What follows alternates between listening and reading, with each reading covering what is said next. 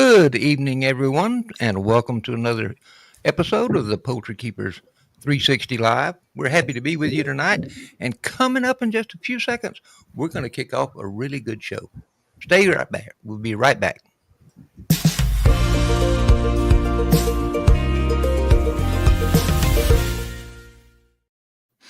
Okay, see, I told you it wouldn't be but just a few seconds. And we're all here tonight. I'm here, Carrie's here, Jeff's here from the other side of the world. Through the miracle of the internet. So glad he could join us tonight. We've been missing him. But tonight we thought we would talk about the major feed ingredients.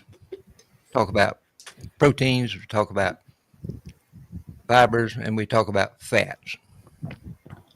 But we're going to get a bit of a deep dive. And as always, if y'all have a question, don't hesitate to ask us because we'll do our very, very best to answer those for you.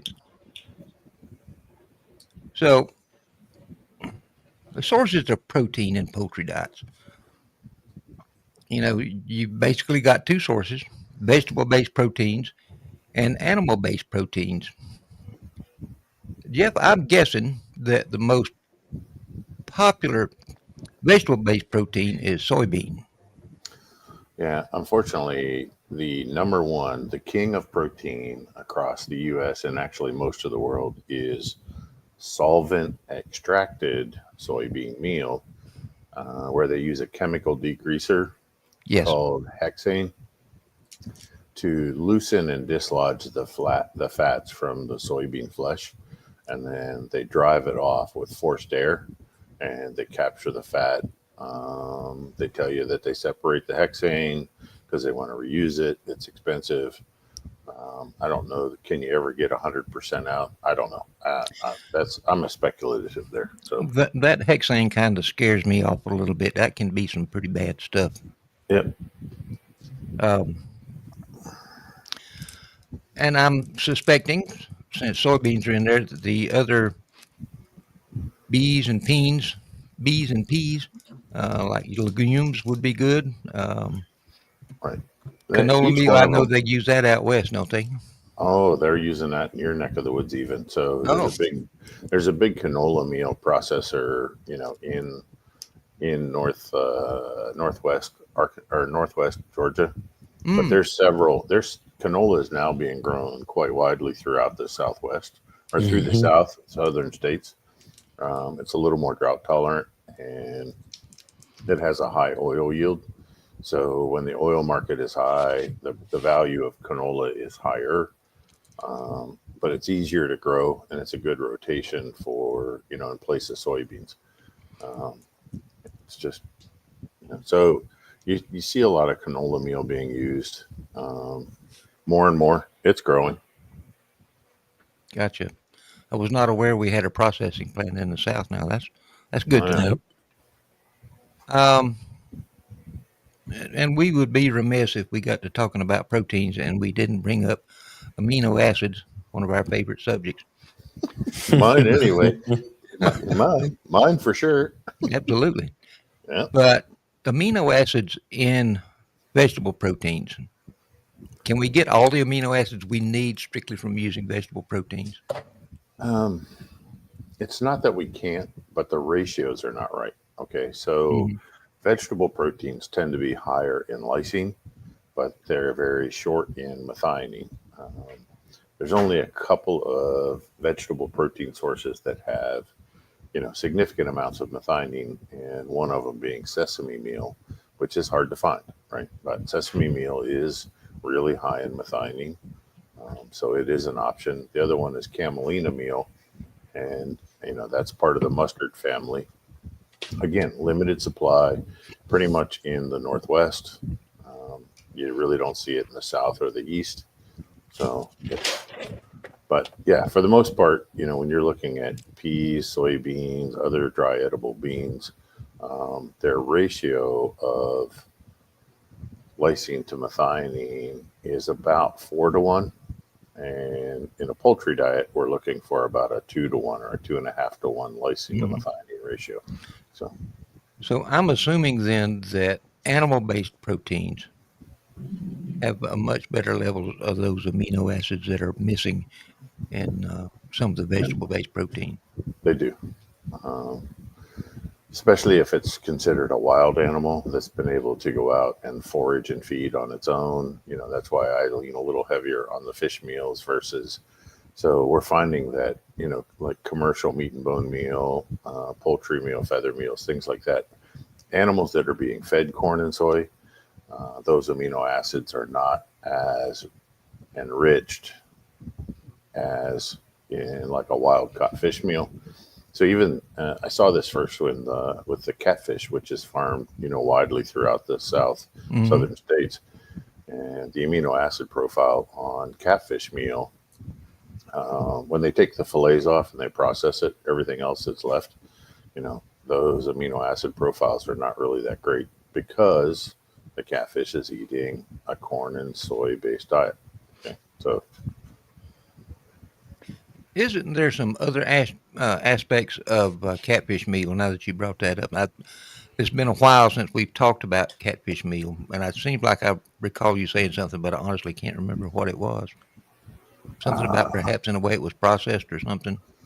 well, that's yeah. I mean, it doesn't have the greatest clean process whatsoever, but I avoid it because antibiotics and other chemical treatments are frequently given to the catfish, right? So people don't realize that those catfish fillets that they may buy or eat at, Cracker Barrel or wherever they like, um, those catfish are probably getting fed as much antibiotics as chickens, right? Just to keep them healthy, right? They have an ongoing regimen to maintain where they're feeding antibiotics to them on a pretty much regular basis. That's that, when you said that, that jogged my memory, and that's what I recall. Yeah, So, yeah. That's the only reason I avoid it. It's, I mean, everybody has their own personal preferences and what is okay and what is not okay. So everybody needs to make that decision for themselves. oh sure, But and there's a lot of people using catfish meal, and is it better than pork meal or for sure I don't really want to feed same species back. So I don't feed any poultry or feather back to chickens. That's just my personal preference again, right? So I mean, that seems a little weird to feed but chicken back to chicken. it's no, I it's agree a with you. common practice. So I mean, it is, but it just seems weird to me. You so know, in the commercial world, what they look at, okay, so most of the protein prices are set based on the price of soybean meal. So if soybean meal goes up, then all other proteins may go up as well. But in a short period of time, in a 30-day window, they may not adjust quickly. So, your large, like Pilgrim's Pride, Tyson, all of those larger integrators, they'll go shop and buy based on the price per pound of protein. Okay. And so that's why. So sometimes, you'll see those products are being added into their diets. Usually not, but just depends on what the market price is. So they're always shop. They got buyers that do nothing but shop and book prices and lock them in, trying to maximize the profit of those corporations. let's talk about fish meal for a minute. And sometimes when I mention to people about adding fish meal to their poultry diets, they bring up the point, well, that's not a sustainably harvested product. And I know some of it is not, but I think there's some, and the supplier you use, I mean, you showed us the video, they do practice sustainable harvesting. They do. They realize that it's a natural resource that their life and they're dependent on, right? And they have been for multiple generations. So they're out there, they're checking the catch, they're measuring the amount of juveniles, they have spotter planes in the air all the time, counting the number of pods. But so far, there's no regulation or there's no controls on how much menhaden is caught out of the Gulf or along the eastern seaboard, right? So if it's good weather and the fish are easy to find, your Daybrooks, Daybrook Industries, Omega Proteins, etc., they'll go harvest as much as they can harvest, right? They're not really, they're not setting a limit. And so there is not really sustainability there. Um, or there's no oversight. There's no oversight and control on the harvest. There's nobody really measuring, okay, what is the total population out there, right? How much should we limit the harvest to?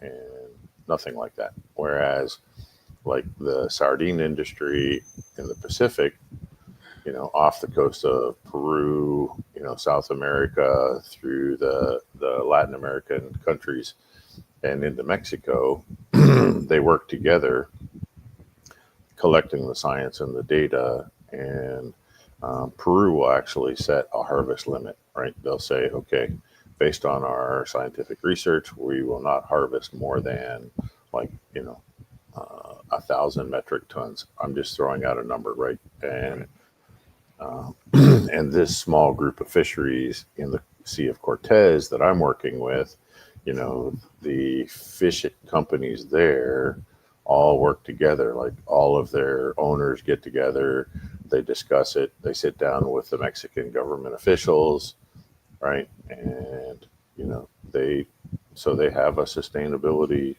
a sustainable harvest certificate that they go through, and the way that they do it.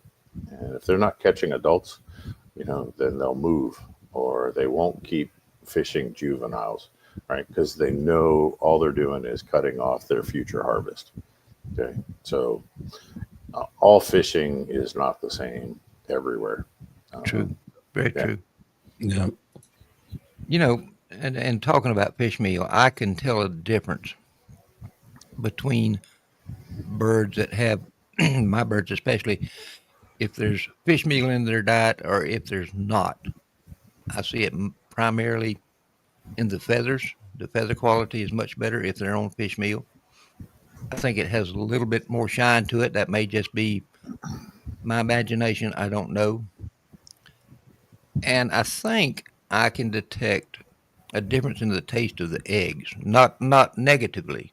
It just a little bit too much fish meal, and that can ruin everything. But it just has a richer, more full bodied flavor to it. Yeah, and if you're still getting feed from Caleb, then also the other ingredients that are in there. Again, there's no byproducts, right? So Right. you're getting a complete feed, and then if you add a little bit of fish meal to that, now for layers, you don't want to go over about 3% of the diet total, right? Including what may already be in the feed.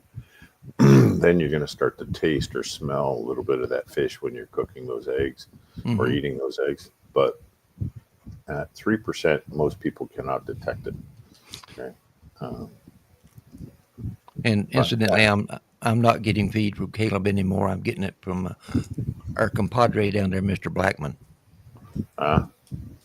Better yet.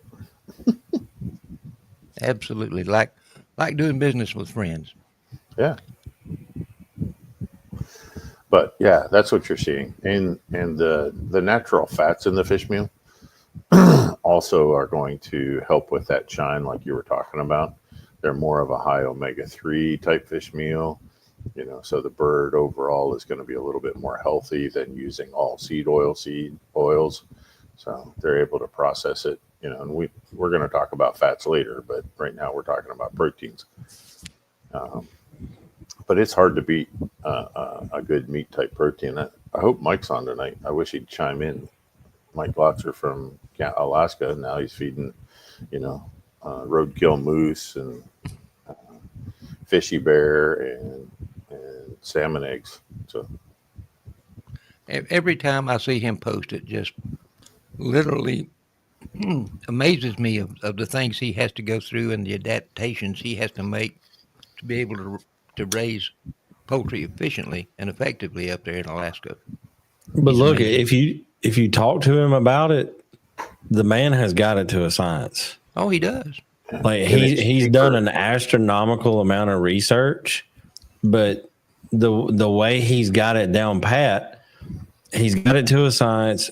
It's more economical and it's better at the same time. And you would think everything in Alaska is ridiculous, but he's made it work. I give him a lot of credit for that because, like you said, he is a researchaholic, and we're constantly messaging back and forth, bouncing ideas off of each other. But he really impresses me. Well, he was willing to go the extra mile to find these resources. Right. When he reached out to me and said, I can't bring in roasted soybeans. This is not cost effective for me. Right. He goes, I've got to find a way to feed my birds more with more local inputs. And I said, well, what do you have easy access to, on the protein side? And we started talking, right? And he gave me a good list, and I started looking up the nutrient values and figured putting it all together on a piece of paper, and here we go. So he seems like he's pretty happy with what's going on up there.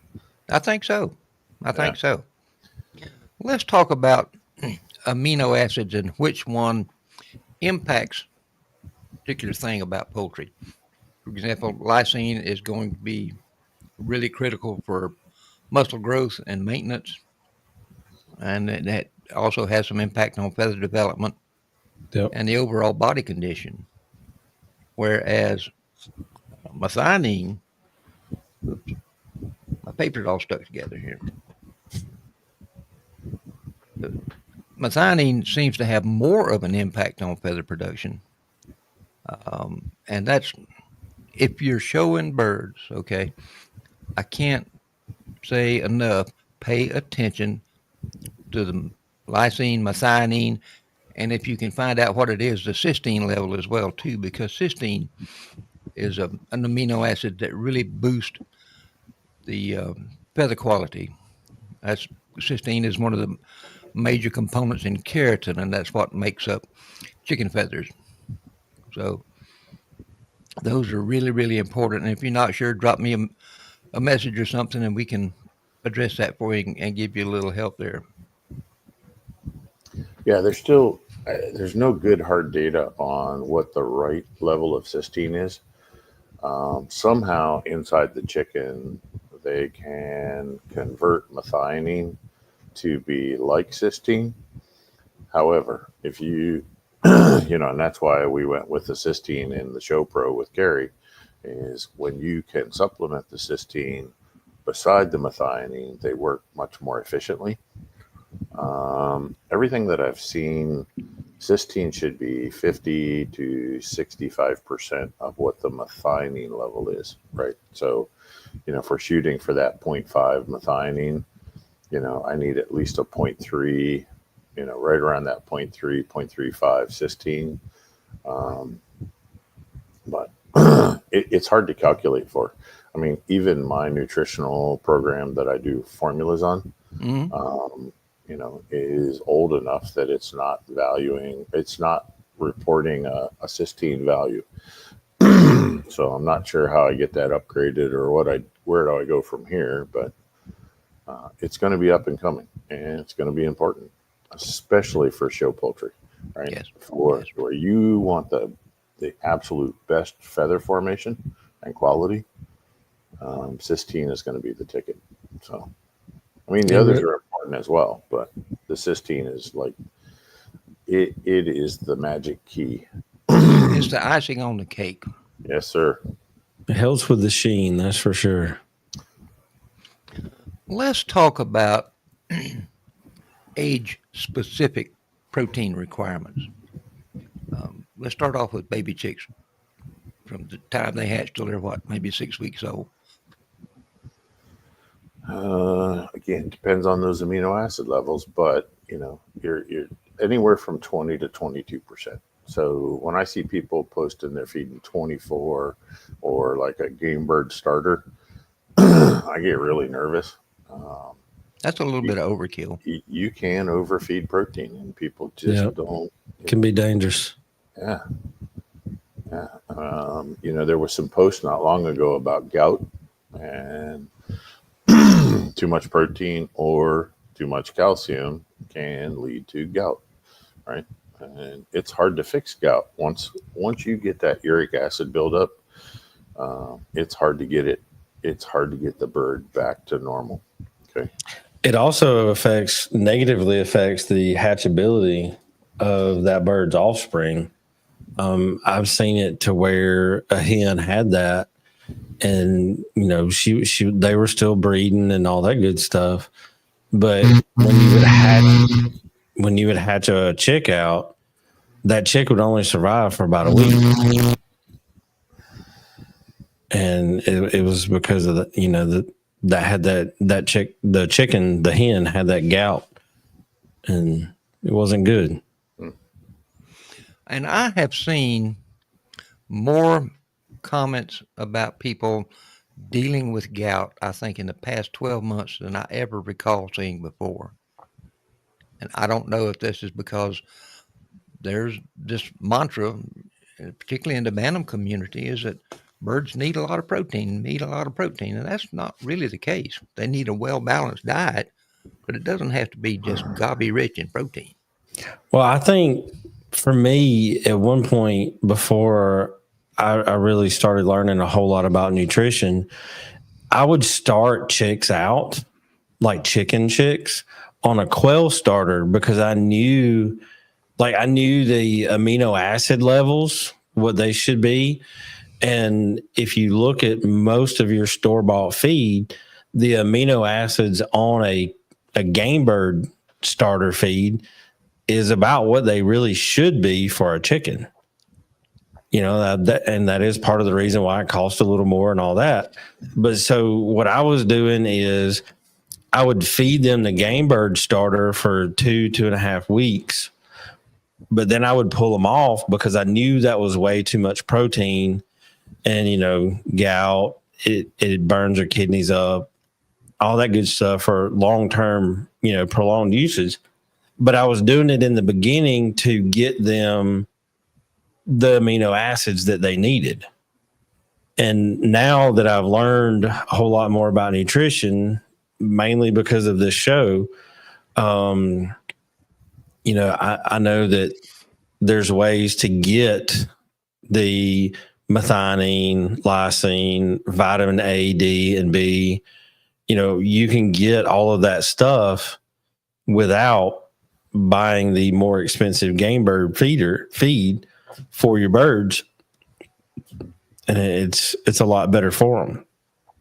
But I really think that's the reason why a lot of people do, because they don't know ways to supplement the feed a chick starter that's in that 18 to 22% range to get the amino acids and the vitamin levels without doing game bird or something else.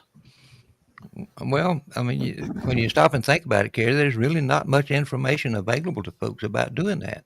No. Well, the one that's making me nervous is the people that are buying that 24 or that 28% protein. Oh, yes. And then still putting the breeder supplement or the Show Pro or something like that with it. Because now you're really kicking it up a notch. And you're lighting a fuse on a stick of dynamite. You just don't want to do that, right? Yeah. It looks good for a little while, but too much of a good thing is not good. So, I had somebody message me earlier today wanting me to recalculate some numbers because they were feeding one particular type of feed that was not good, but that was all they could get. And they were using a breeder supplement and additional fish meal. And now that they're getting a better feed, like, do I need to change it? And I said, yes, definitely you need to change it. Let us run some numbers and see what you may need to change it to. But, I don't think they're going to need the fish meal and the breeder supplement anymore because they are buying a better quality feed. don't do that. I mean, you can overdo it, right? So Yeah. Not only is it bad for the birds, it's bad for your pocketbook in the long run too. yeah. What about grower chicks, Jeff? 6 to 18 weeks old. Uh, well, here in the north, I'm good at an 18%. Hmm. Because they're going to eat a little bit more Hmm. due to temperature. In the south, I would run probably a 19 or a 20, especially in the hot weather, because their dietary intake, the amount of feed they eat every day is going to be reduced, right? So again, I'm not looking at the percentage. I'm looking at how many grams of protein the bird actually consumes in a day. And Hmm. Right. we only can shop for it based on, percent of protein. Right. Um, so, in a hotter climate, I'm going to want to run a little bit higher protein, only, because of reduced intake. So like for you down there, Rip, I think a 19 is probably ideal. And then up here, I can get by with a 17 and a half or an 18 in the north. So, What about layers? And I'm assuming as we're going along, the protein requirements are starting to drop a little bit, and I'm assuming that's the same thing for layers, correct? well, even before you get to layer, so if you're going to do layers, so to speak, then we want to go to a developer feed, which is going to be around 16 and a half, 17% protein, right? And so you're doing like 6 weeks on each stage. Because when you go to layer, you want to see an increase in protein at the onset of lay, because now her demand for protein is higher because she is producing an egg. Okay, so so you go starter, grower, developer, right? And then this isn't just for laying chicks. This is for everyone. But you Right. don't Right. have developer options out there, right? So that's the downside. But you I really don't know do. when I've Yeah, seen a developer in the feed store here. you have it, and you won't, right? It's just one, the customer doesn't know they need it. Two, the feed store's not going to sell enough of it to keep it on the shelf, right? So you're just not going to see a developer, right? Gotcha. But Makes sense. um, but a developer is actually important, to finish that growth cycle, let things finish out in that hen or that cockerel, at a little bit slower pace without overfeeding the protein. They don't need that much protein at that stage, right? And then as soon as you see that first egg, we want to jump back up into that. Uh, Again, up here where they're going to consume a little more, we're going to want about a 17 or an 18, and then down, you know, down in the south, we would run a 19 or a 20 layer, just depending on how much they're eating every day. So I'm assuming a hen's going to eat 4 ounces, above the Mason Dixon line, right? Below the Mason Dixon line, probably 2.5 to 3 ounces, if it's good feed, is all she should need, right? Now, if it's full of byproducts and other stuff, she'll eat more, trying to compensate and get her energy needs. But so Noah asked, what about birds like buckeyes that require higher protein? Noah, I don't want to step on your toes, but a buckeye doesn't require any higher protein than any other breed.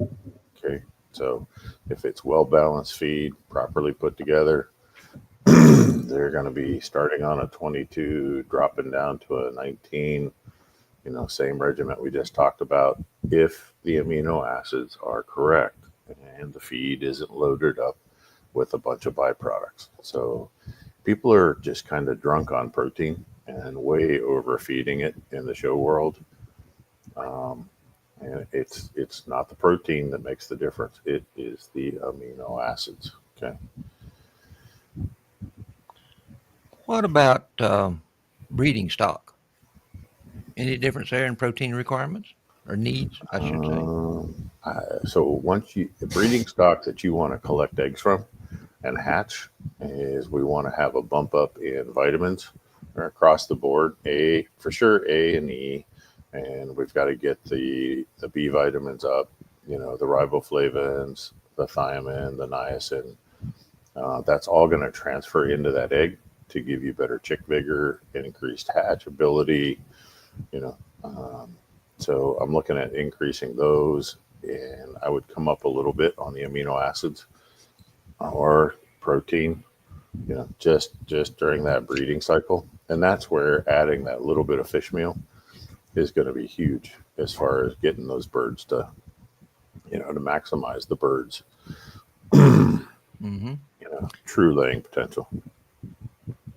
Okay, why don't we switch gears? But before, excuse me, before we do, I've got a little something here I'd like to share with y'all. A short video. We would like to take a short break to express our appreciation to the Portrell Company for their sponsorship of the Poultry Keepers 360 Live programming. Portrell has been a trusted name in sustainable farming and poultry nutrition for decades, and their commitment to providing high-quality, natural products align perfectly with the values we hold dear in our poultry community. Thank you, Portrell, for partnering with us to empower poultry keepers everywhere. We're truly grateful for your dedication and support. And to that, I can only say a very strong amen. Thank you, Portrell. It was a great video, Rip. Thank you for Thank you. making that. Not a problem. Not a problem. Yeah, I really liked that video. The only thing that could have made it any better was if it was some Rhode Island red chicks. I'm just saying. I mean, I'm a little partial. Okay, I get it. You're terrible. I didn't have a video of Rhode Island red chicks. I understand. You We'll need have to to work shoot on something. that. We'll have to There you work go. on that. You shoot the video, I'll swap it out. Let's switch gears and get into fiber. What about fiber in a bird's diet? Here in the U.S., we are 98% of the time, we are way too low in fiber. Okay. So, dietary fiber, particularly your harder fibers, and I like, look, I tell everybody oats, alfalfa meal. So, a nice, dense, kind of woody fiber, constantly keeping the gut wall clean. It's allowing for higher, absorption levels. You don't get the slime buildup on the villi and papillae going through that digestive tract. So your feed efficiency goes up. I tell you what, trying to sell fiber to this group or any chicken people is like pulling hen's teeth, as my grandmother used to say. So, Well, I knew fiber was low, but honestly, I didn't realize it was that low. That's yeah. Okay. Fiber doesn't like to pellet. So when you get too much fiber in a feed, especially like oats or alfalfa meal, the pellet will not want to hold together as the feed won't want to hold together as a pellet or a crumble very well. So that's part of the reason. Okay, oats and alfalfa meal are more expensive feed ingredients, so they're going to raise the price. That's reason number two. Okay, because the competition for oats the past few years, due to the drought in the Midwest and up in Canada, oats have been scarce. So people like Quaker, Kellogg's, all the food industry people, the food industry companies have been paying just crazy money for oats. If they're even close to passing for human food grade, they've been paying a really big royalty. Then you also have the horse people who can't live without oats. Yep. And they're willing to open their wallet and spend more than a chicken person will, right? So you're competing for the food industry, you're competing with the equine industry. Okay. So oats aren't cheap. But, Europe's already figured this out, right? It is when they keep their fiber levels between 5 and 6% of the diet, that their birds are healthier and have a better life. I don't know why, we are driven so much by university BS that it just doesn't, but it is what it is. So, I'm in researching for tonight. I was kind of surprised at a couple of things that I I learned is that fiber-rich diets can reduce stress behaviors in birds. yeah. Um, And obviously, because it improves gut health, it also contributes to the overall health of the bird. And I think that's something we don't pay enough attention to is the gut health in our birds. I may be way off base there, just in a personal observation. Rip, it doesn't matter what animal we're talking about, from humans to cockroaches. Okay. The overall health of an animal, any creature, is all based on its gut health. Okay. You can put it in the perfect environment, and if you feed it, Twinkies and McDonald's, it is not going to thrive. Right. So it's just not. Okay. It's not always about the environment. It's gut health is everything. And that's it. Doesn't matter. Any species. Gotcha. We talked about the types of fiber, the wheat brands, the rice brands, the oats. But are there some other fibers out there that are used in poultry feed? Everything. You name it. I mean, there are places that are grinding up and putting a little bit of sawdust in there, right? Or, yeah, I mean, Corn stalks. But here, fiber is neglected. If you look at most commercial feeds, okay, fiber is between 3 and 4%. Yes. It is rare to see a fiber at 5 plus. Okay. Yeah. Right. And it's even more rare to see a fiber at 5 plus that's in a pellet or crumble form. Okay. So it just doesn't all you can't make this puzzle fit together, right? If you want the really good fibers like alfalfa meal, like oats or oat hulls, right? If you want those higher quality fibers, see the other fibers that you listed, even like wheat middlings are high in fiber, rice bran, etc. But if you held them in your hand, okay, and you could feel them, they're a very soft fiber, right? They're like a soft, fluffy, they don't have a whole lot of density. They are fiber, but they're not really effective fiber, if you know what I mean. Like they get dissolved a whole lot quicker. They start dissolving in the gizzard or in the crop, and they really get broke down quite a bit in the gizzard before they even get into the digestive tract. And so they don't have that cleaning effect. They don't have that scouring, scraping, they don't really have any abrasion quality left. Speaking of abrasion quality, Sue says, what kind of oats? And I know that's come up before, but yeah. I'm a whole oat fan. Now, Yep. Some of the really small bantams are not going to eat a whole oat. So you may have to get something, the oats can be ground. It's fine. The fiber's still there. But on large fowl like Sue's, I'm just liking to supplement with a small amount of whole oats. And actually, oats are something that the bird can self-regulate on. I'd like to see somebody try putting a cup full, or a pan of oats out there and just let them have what they want. They, at a certain age, they're smart enough to know what they need, and they will diet self-select. I mean, they'll take what they want. I know I just said a chicken was smart, so just don't hold that against me. But they are smart. They are smart. There is some pretty good data that shows that even a Cornish cross commercial bird has the ability to diet self-select somewhere in week 5, at the beginning of week 5. So interesting. Yeah, it's hard to believe, but they can do it. What about age-specific fiber requirements? Is that a thing? Or are we still shooting for that? No, I can stay pretty steady right there at that 5 to 6%. One key factor, and we're going to talk about fats later, is I found, this is only my observation, folks. This isn't written anywhere, but I always want to keep my fat and my fiber pretty well equal. So if you're running a high fat diet, I need a high fiber diet. Okay, so I see the best bird performance and health if my fiber's 5, I want my fat at 5.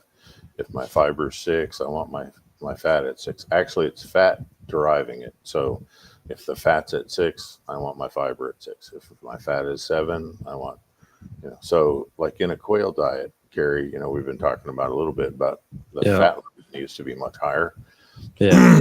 And so does that fiber level to keep that gut health where it needs to be. Right. On a quail, 6 to 8% is better. Actually, 8 or 9 in those younger quails during the starter grower. It's just hard to get the fat level that high. And it's better if it's coming from natural oil seeds versus added and processed fats. Because once they press it, degum it, filter it, and put it in a bottle so that you can take it home and cook with it, there's a lot that got lost in that translation. So it's a whole lot better fat if it's coming from like a roasted soybean or some flax or some canola or where beef tallow. Beef tallow is awesome. If people could figure out how to do beef tallow or pork fat, pork lard, those are the top 2. So I've actually come up with a solution for that.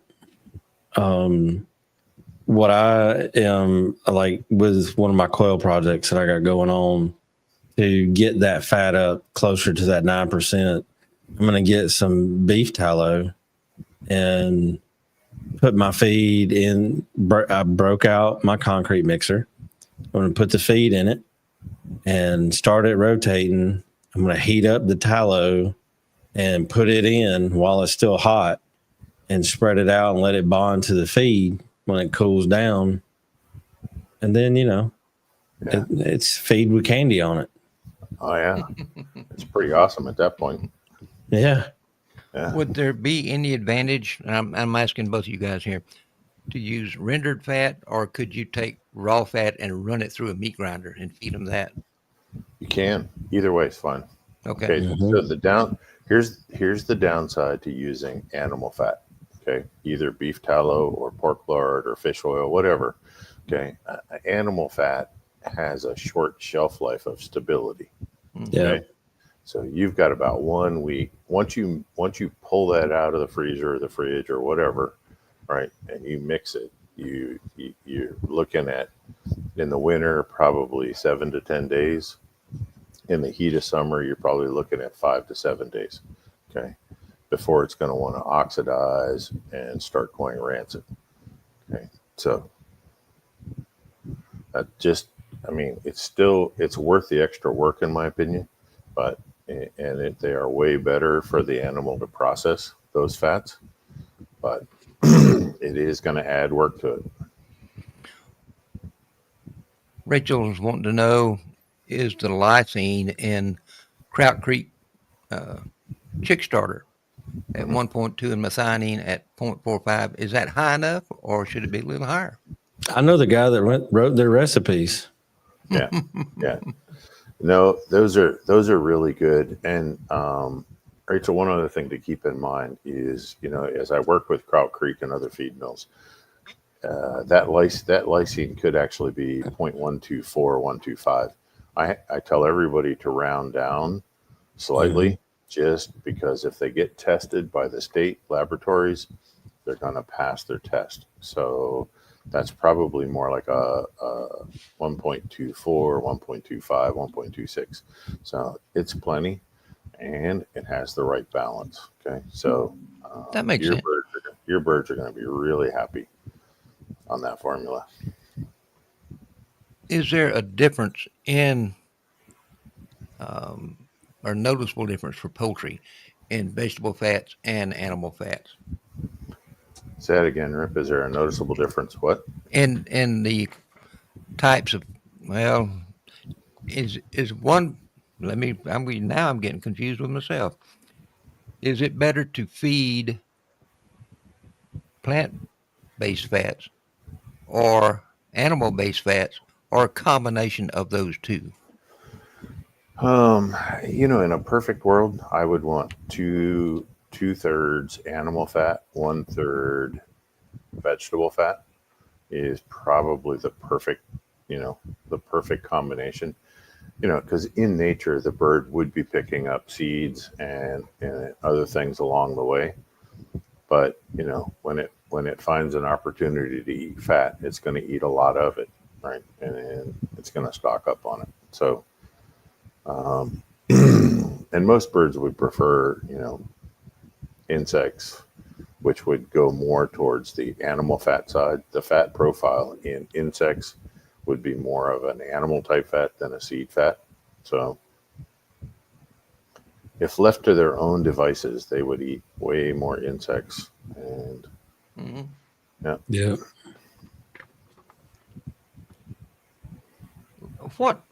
How do poultry utilize fats? What do they do for them? I know it's a primary source of energy for a lot of them. well, it's more than that. So it actually keeps the liver healthy. So the liver drives all the cholesterol. It does a lot of things. The liver does a huge amount of things, but keeping the liver healthy with the right appropriate types of fat keeps the liver more um, efficient. And then it gets into the liver. The liver is going to break it down and redeposit it throughout the body, right? So, um, yeah, it's a key health factor, not just a growth factor, and not just weight gain. It's not a growth. It's not carcass fat. It's fats are important. You know, Well, it also assists in those fat soluble vitamins. Am I yes, correct there? yeah.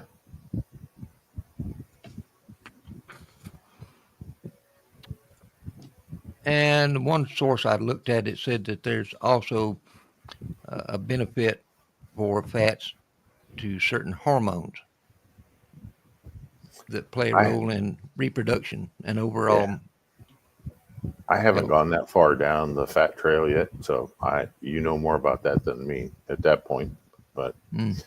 yeah, I need to study more on fats, but it's getting more and more important about the high oleics, the linoleics, the different kind of fats out there is getting more and more significant. Um, and I need to get educated from good sources, not crazy Google stuff. But again, it's just a good balance of things out there. But Kerry, did we answer Rachel's last question there? Did we no, just kind this of one, blow by? no, So yeah, we haven't yet. this is a different question. And she's pointing out something. I think she's reading off one of the Kraut Creek tags, Yeah, but I see this on a lot of feed tags where the fat's going to be a little bit higher than the fiber instead of the two being about equal. But she's wanting to know if the fiber in a feed is 5.5 and the fat is 9. Would you add in some oats to get the fiber up, or is the fat too high, or is that an okay balance?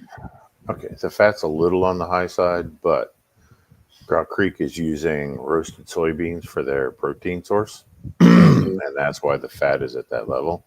So some of that fat is still trapped in the tissue of the roasted soybean.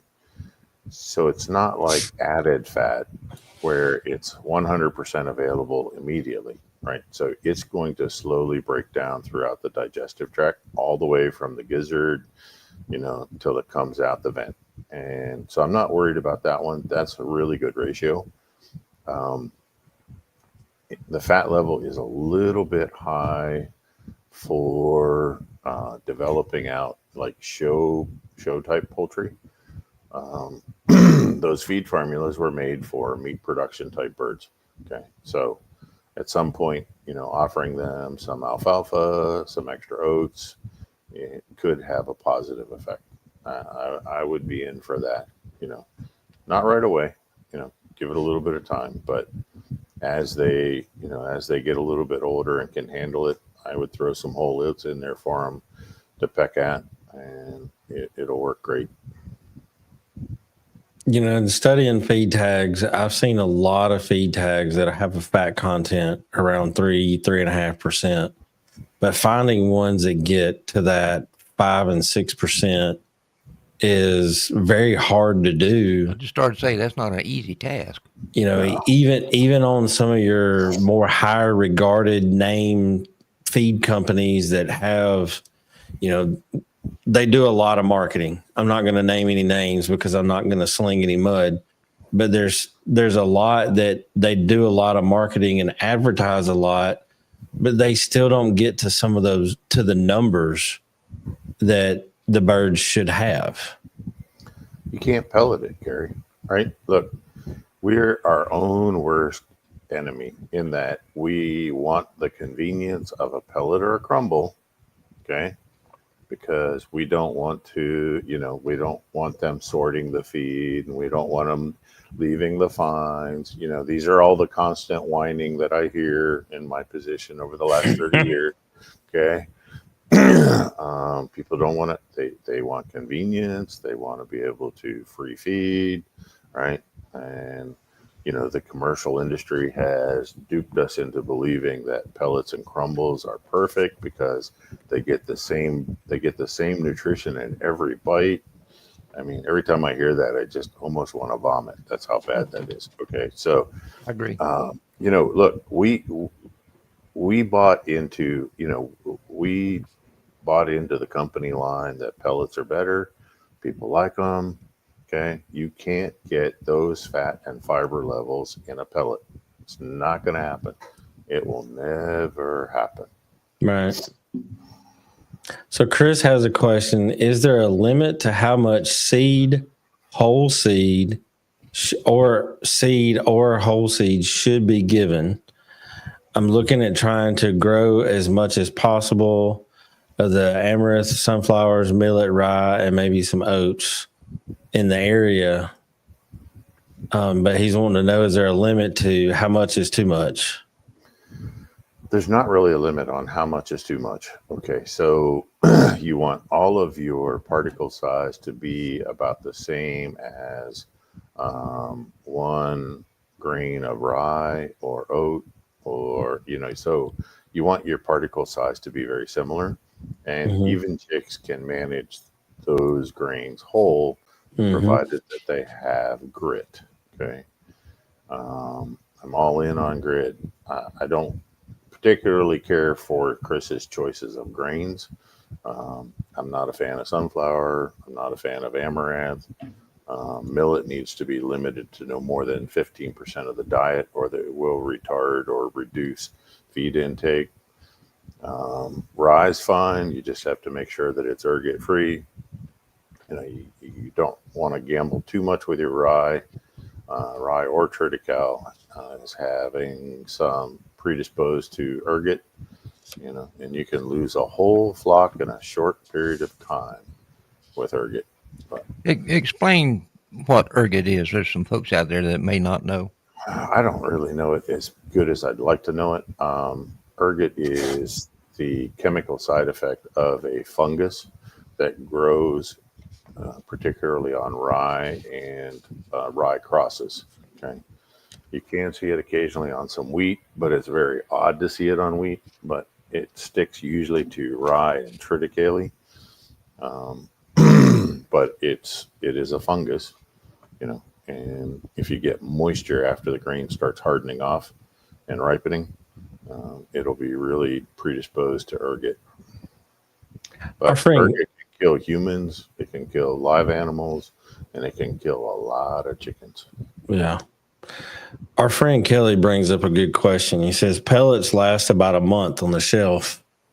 After that, how long does the nutrition, or how much does the nutrition go down? And I'm even going to add a caveat to that. It's no secret that Rip and I like a coarse mesh type feeder. Or, what's the life difference between a pellet, a shelf life difference, and a coarse mash? Talk about that. So the pellet, actually, when it goes through the pellet mill, because it kind of homogenizes the carbohydrates and the fats a little bit, a pellet will actually have a slightly better shelf life than a mash feed. And because once it's a pellet, it limits how much oxygen exposure to the carbohydrates. The oxygen can only contact the surface area of the pellet, whereas with a mash feed, it is going to be able to contact more of the grain surface. So unfortunately, I have to say that a pellet has a little bit better shelf life. And I wish I didn't say that, but the pellet also starts out inferior because of all the byproducts, the reduced fat, the reduced fiber. So mash feed, we've had mash feeds fresh from Croc Creek that even at 90 days in a bag, in their bag, their original bag, fed great, had great performance, nutrition value was still there. So I've had mash feed that literally was made, ground up, and mixed and shipped the same on the freight truck the same day. Yeah. You're not getting feed that fresh when you go to the store to buy it. You can't, because it has to go into a distribution center. So they make it, then it goes to a large warehouse somewhere, then it gets split up and sent out on multiple trucks. It's rare to see commercial feed less than 2 weeks old, okay, before it hits the shelf. We're talking about comparing pellets and mash type feed. The deal breaker between those two of those is there's more byproducts, there's more add-ins that really don't do a chicken much good in the pellets. They have to be there to farm the pellet. Yeah. I mean, they're a required evil, so to speak. You have to have them in order to farm a good pellet. I think the pellet, feed that I get from Kerry, you'd be hard pressed to pelletize that without adding something to it. Right. You could run it through a pellet mill, but it'll fall apart when it comes through the other end. Yeah. Yeah, Karen Johnson did it, right, without byproducts. But, okay, it went into her pails, into her tubs, into her pails, and it only had to go 2 miles down the road. Okay. Going across the road in transportation, it would not hold up. If it had to go 100 miles, it's going to fall apart. So it just doesn't, without those binders, it does not, it's just not going to hold together. Joy says, if I use a 20% chick starter, would I also use breeder supplement? She wants healthy chicks. I would. I do. Yeah. Mm-hmm. 1 rounded tablespoon for every pound of chick feed is a cheap investment. You just can't beat the start that stuff gives baby chicks. It is absolutely amazing. First time I saw it, I couldn't believe it. Huge difference. Sue needs us to explain what a mash is. I don't have a picture. You got a picture you can pop up there? So, mash is the grains have been put through either a roller mill or a grinder, right? And they're just blended grains. But they don't look like grains much anymore. They will through a roller mill because they'll be big and chunky and granola-like, but it's just, it kind of looks like granola is the best way to explain it, unless we can pop up a picture. But I know I've got some, but they're not wanting to come up for me tonight for some reason.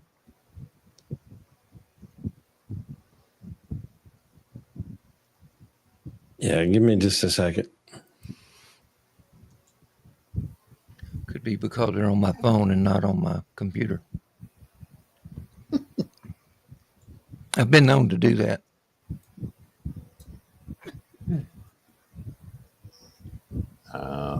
I've got my finger on a picture, but I don't know how to get it to the screen. I'm working on it. Okay. He's our resident computer guru. All right.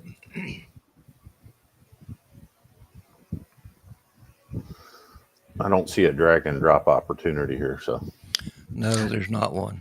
No, you have to. I got to create a PowerPoint. You should be able to upload an image in media assets as a banner, just a raw image. while we're waiting on a picture, yes, 1 rounded tablespoon of breeder supplement per 1 pound of chick feed, any feed. Doesn't matter what age. Okay, so this ratio always holds out at 1 rounded tablespoon of breeder supplement per 1 pound of feed. While Carrie's doing that, we had another question pop up there, unless we got it. Kelly wanted to know if no, they're not useless. They're probably good for they're declining in nutrition, but they're probably good for 60 to 90 days if they're kept somewhat airtight and good storage. Did we miss any others? There's one, and I can't find it now, that had a question about calcium. They called it fast calcium in poultry feeds. Yeah, that was got it.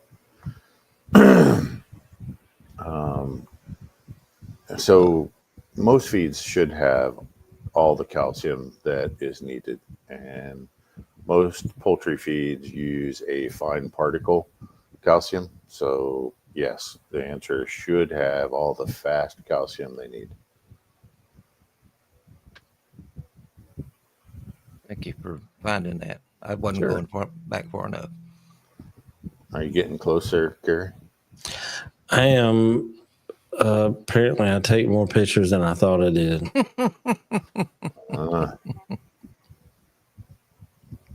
Sue, I can send you a picture later if he can't find it.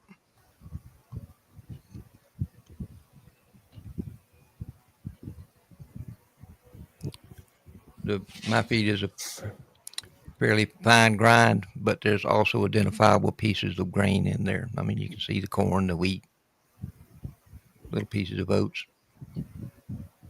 It's a great feed. I'm a firm believer in mash type feeds now. I mean, to me, it's more efficient because, you've got to essentially feed your chickens rocks to get them to break up the pellets to be able to absorb the nutrition. Right. Yes, Joy. They start with whole grains, whether it's corn, oats, wheat, barley, whatever, and they either roll it through a roller mill or to crack it, or they'll put it through a hammer mill and grind it and then mix it all together. That's what a mash is. I can remember many, many years ago, that's about the only thing you could get was a mash format feed. I mean, a lot of commercial houses use it. They drive it through their machines with auger bits.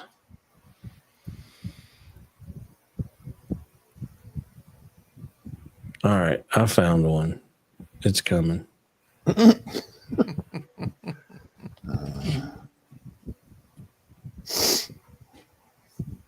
We need us a Jeopardy countdown. Do do do do do do do. Rip, did you look through? We got all the questions answered. I think so. We'll probably end with a picture of mash feed. Joy had another question here. So if I were to make my own feed, how long do the whole grains stay good for? Years. Yeah, Years. They'll stay good for a very long time. It's that grinding or cracking that causes them to deteriorate. Once the starch, right? Once the starch is exposed, once the carbohydrates are exposed to oxygen, is when the countdown begins.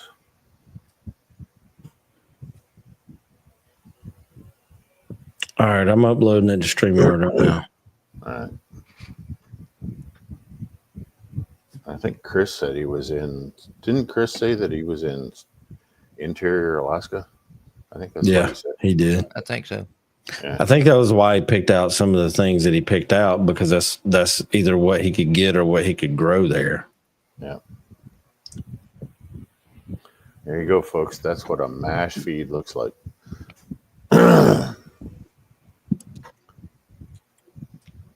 Good stuff in that form. Good stuff. Yeah. Well, guys, do you guys have anything else tonight, or I don't see any That's more it. questions here? No. Well, I have enjoyed the show. I hope Carrie and Jeff has as well, and we certainly hope our listeners have enjoyed the show as well. We always have a lot of fun uh, bringing you all these things together, and always interesting to see what we can come up with. I think probably next show is the time to address vitamins, minerals, and metabolizable energy in feed and why all those are important. So we'll plan on that. Until then, Good. you guys have a great time and good luck with your birds this year.